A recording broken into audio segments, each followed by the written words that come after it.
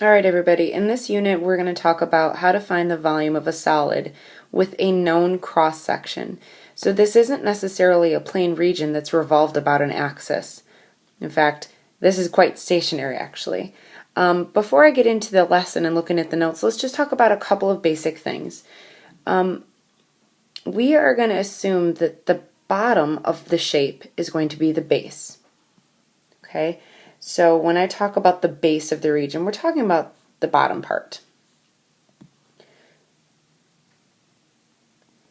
And the cross section would be if I was to take a knife from the top of the shape and slice it straight down. Okay? So if I was to do that in this picture, if I took my knife and I made a cut, how appropriate that I'm going to be using. Okay, pretend that's my knife. And if I take my knife and I slice it down, it's going to form a rectangular shape. So in this case, the cross-sectional area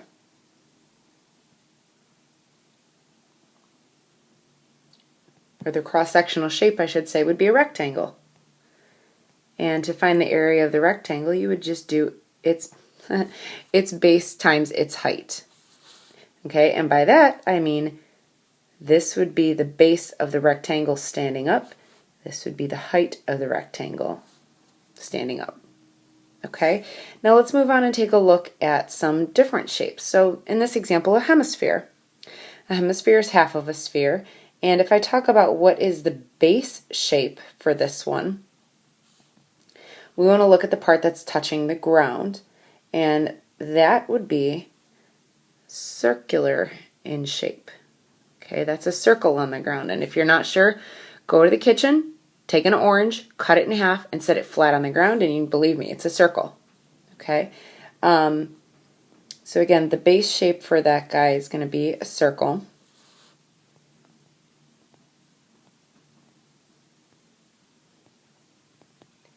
And in this example, if I was to take my knife, this time I'll do the knife in black. If I was to take my knife and I was to cut straight down, and again, if you're not sure and you don't believe me, you're going to see that it forms a semicircle. So the area for this cross-sectional shape would be pi r squared over 2, where the radius is from the center out, and that would be the radius. Okay, now we can get even more specific and look at some shapes that maybe aren't quite so common. Take a loaf of bread, for example. What shape do you have that's the base? Well, if you think about a loaf of bread, now it's not perfect, but it'll do for our example. You've got an edge here, you've got an edge here, you would have an edge that goes along the bottom, and then you would have the back side coming along. Okay, and if you're not sure, hold the loaf of bread up in the air and look at the bottom, and the base shape for this one is a rectangle.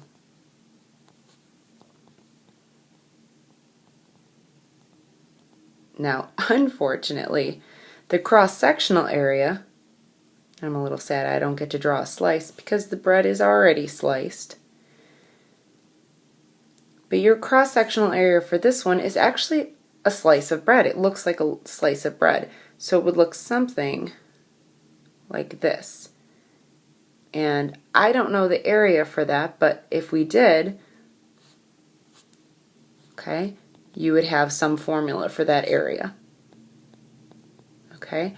And again, anytime we find volume, we're just adding up as many slices, infinitely many slices of the shape as we can. And I love the loaf of bread example because we could now put this to an axis. You could think about this being the origin. This could be your positive x. This time we're going to draw the y-axis going backwards, and we'll explain that in just a second. And then the z-axis is going to come up. Okay? So typically when we draw in calculus or algebra or pre-calc, we've been dealing with the XY axis. So I want you to, for the next example, when we start, I want you to imagine that the XY axis, which we normally see standing up, is now going to be knocked flat onto a table. Okay? All right, so you've noticed I've got other cross sections here, and I'm asking you guys to stop revolving, okay? Because again, we're going to be revolving any plane areas. Now we're going to know the base of a solid, and then we are going to determine what cross-sectional shapes are sticking up, okay? So just like we did with the previous example, where we had maybe a rectangle sticking up out of the base, or maybe semicircles sticking out of the base, or in the case of the loaf of bread, it was the shape of a piece of bread. But that's what we're going to do, and we're going to add up all of those slices. So example 7a is asking you to find the volume of a solid whose base is the region bounded by y equals rad x and the x-axis from x equals 0 to x equals 4.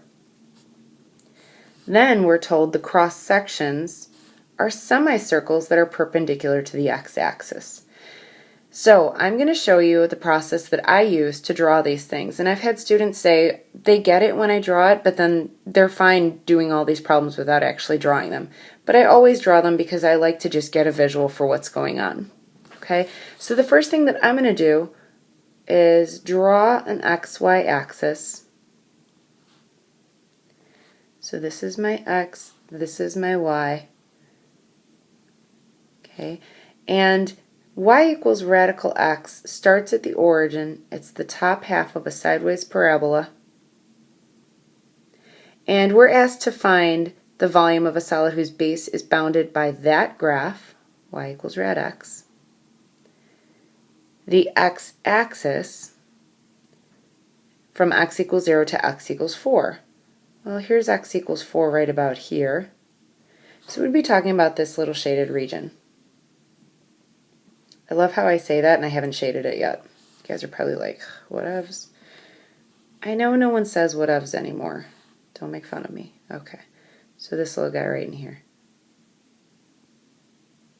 Okay, now this little guy is going to be laying flat on a table. So how do I draw that? Well, we're gonna show that we're going to skew it a little bit so it's a little easier to see.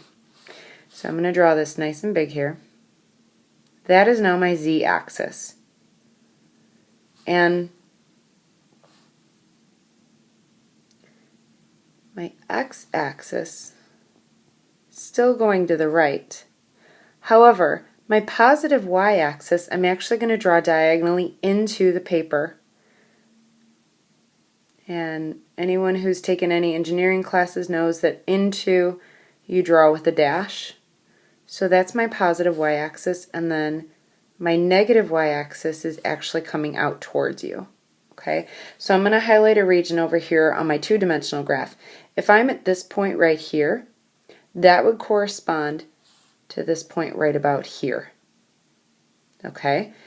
So I'm going to go ahead and draw the y equals rad x graph. It starts at the origin and it goes something like this. So this would be y equals rad x. And the trick with drawing in 3D is any lines that you want, that you see parallel in two-dimensional shapes, you're going to see parallel in three-dimensional shapes. So you'll notice on my two-dimensional axis, my y-axis is straight up and down, and the line x equals 4 is straight up and down. Well, in my three-dimensional shape, my y-axis is at a 45-degree angle, so when I draw my line x equals 4, that also is going to be at about a 45-degree angle.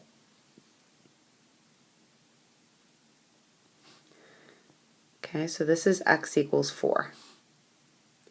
So my shaded region on the two-dimensional graph is now sitting flat on a table on my three-dimensional graph.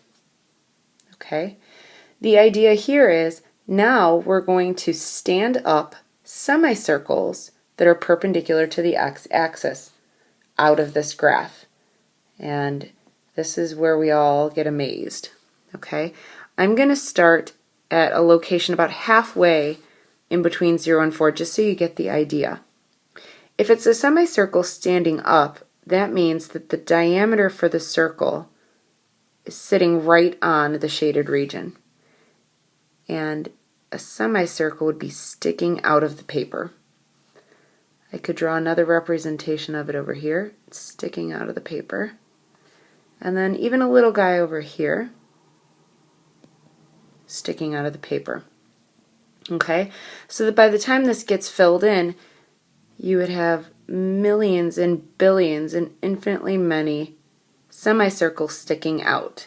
Okay, so the idea is any volume can be found by doing the cross-sectional area, by doing the cross-sectional area.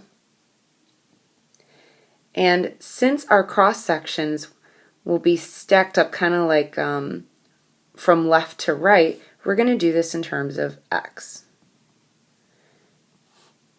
Okay, so for this particular problem, I want to find out what my cross-sectional area is.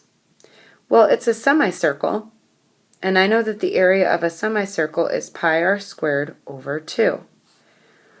Okay, now we've run into a little snag.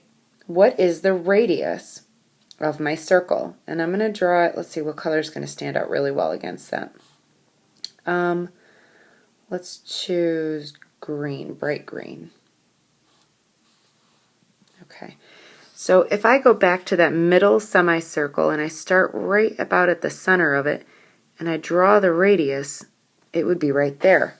And I'm going to show the same thing on my two-dimensional graph so you can get a better visual for this.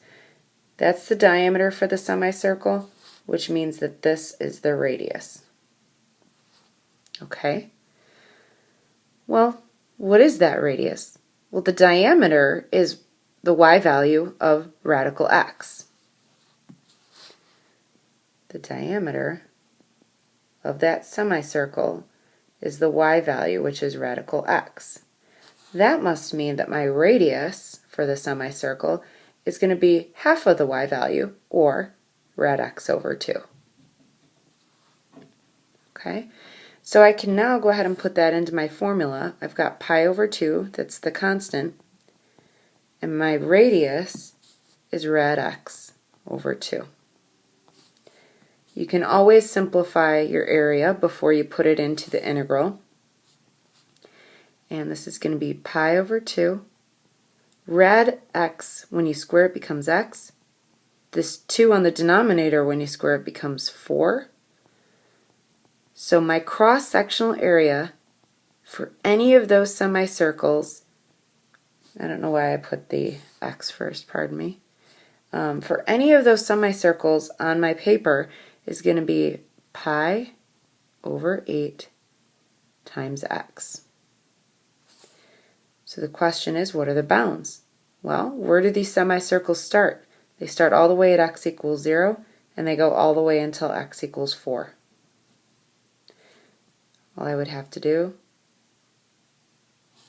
is plug in my formula for the cross-sectional area now. And that, my friends, is it. From there, you could go ahead and integrate and come up with your final answer. We're going to go ahead and do one more example. If you've got the hang of this and you'd like to try the next example on your own, go ahead, hit pause, and come on back.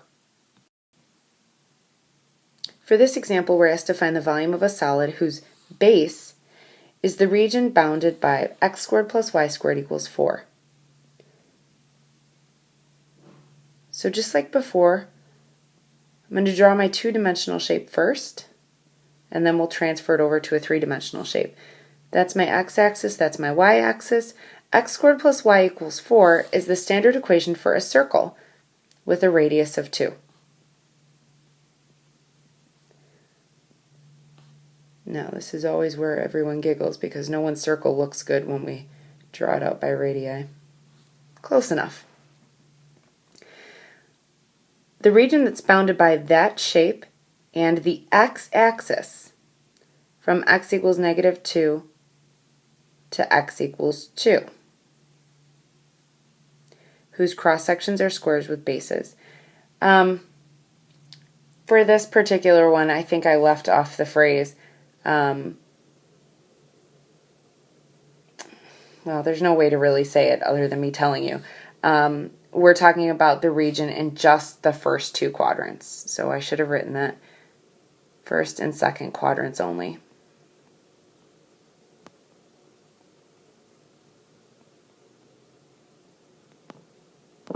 Okay.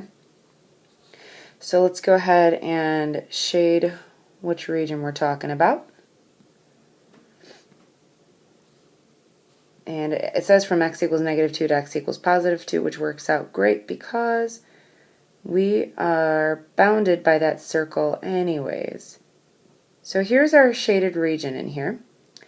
And now let's go ahead and kick it down and knock it flat in the plane. And it says that our cross sections this time are going to be squares. Ah, dag nabbit. Great googly moogly. It's always something. Okay. So our cross-sectional shapes are squares. So if you can imagine, let's go ahead and draw backwards into the paper and coming out of the paper. So this is our positive y-axis. Here's our x-axis. And I'm going to, again, anything you want to be parallel in a two-dimensional shape should be parallel in the three-dimensional shape. So I'm going to go 1, 2.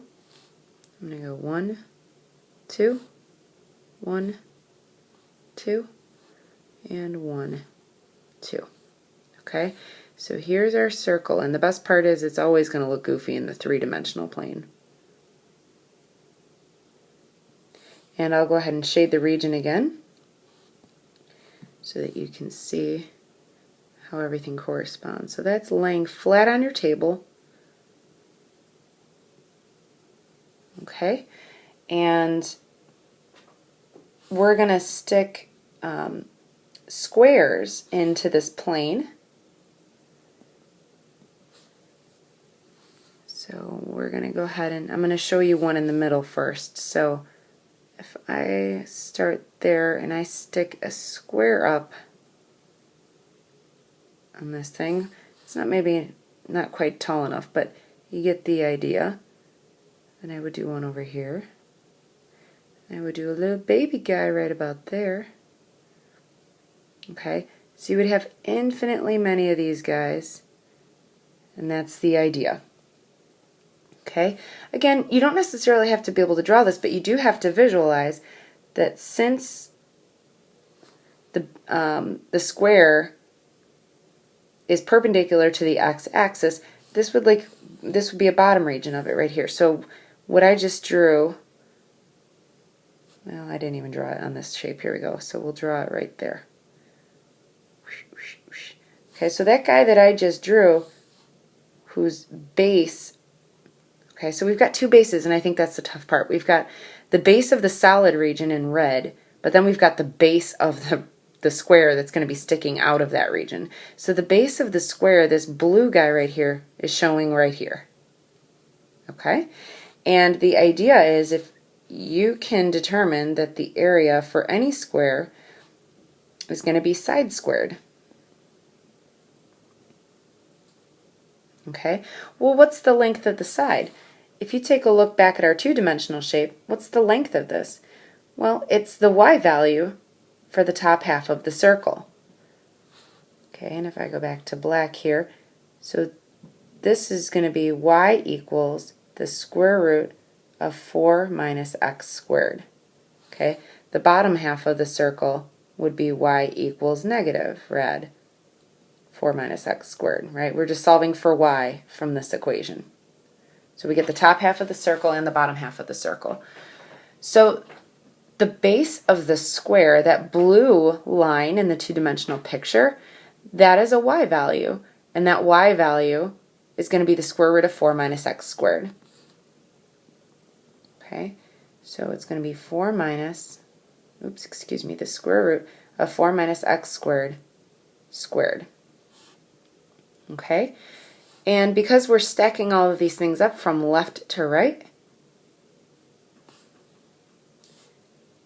we're starting at -2 for x, we're going until +2 for x, and we're integrating the area of the cross section. Okay, and we had just said that that was the square root of 4 minus x squared, quantity squared, dx. And that simplifies nicely to 4 minus x squared, because the square of the square root disappear. Okay, so that's it for the setup. Notice we're not revolving, so all you have to do is find a formula that talks about the area for the cross-sectional shape. And this one was a square. So area is side squared. Okay, I hope this makes sense, and if you have any questions, please make sure you ask them in class. Until next time. Oh wait, this was your last video notes. It's been fun, guys. See you in class.